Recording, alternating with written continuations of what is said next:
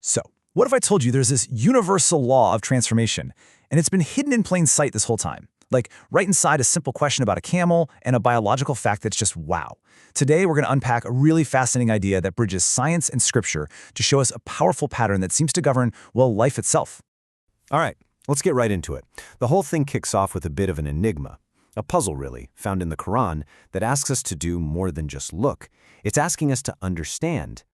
Now, the verse isn't just saying, hey, look at that cool camel. No, it's way deeper than that. It's basically a demand to inspect a mechanism. The camel is being held up as a masterclass in survival physics, a key to understanding how life can hang on and even thrive in places where by all rights it shouldn't.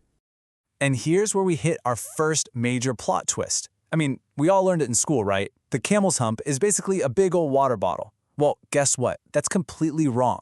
And it's right here in this common misconception that the real secret starts to open up. Okay, so if it's not holding water, what's the point of the hump? This is where we get to the science, and it's incredible. We're talking about a process for creating water from what looks like, well, like nothing. So here's the real science. That famous hump is just a huge store of fat, triglycerides to be specific.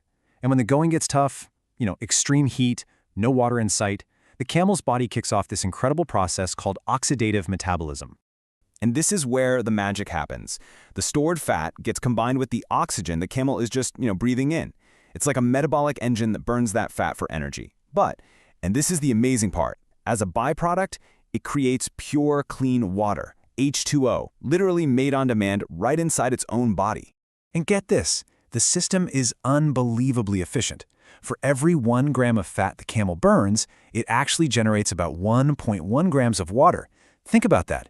It's literally creating more water by weight than the fuel it's using. It's this incredible biological factory that's way more efficient than just lugging around gallons of water.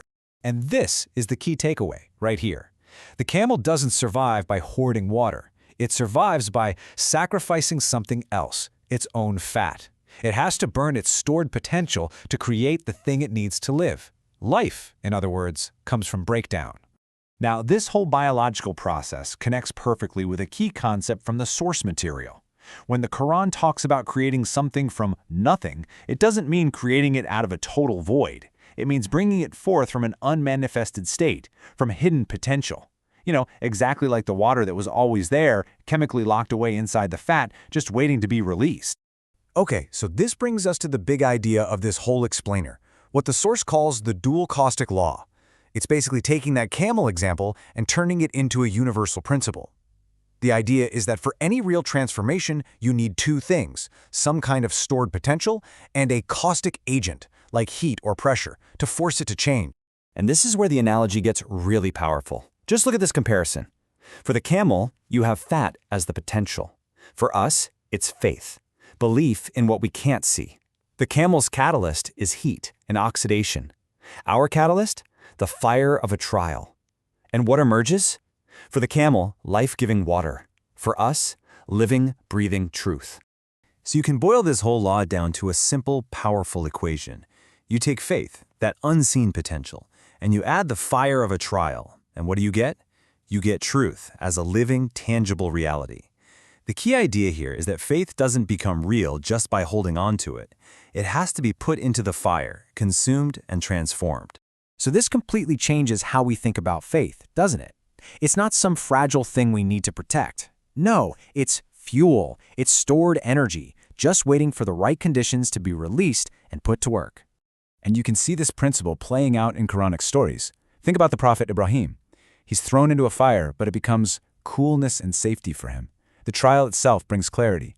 Or Maryam, whose intense pain in the wilderness comes right before she's given fresh water and life. In every case, the fire is the engine, not the enemy. And this verse just nails the whole concept, doesn't it?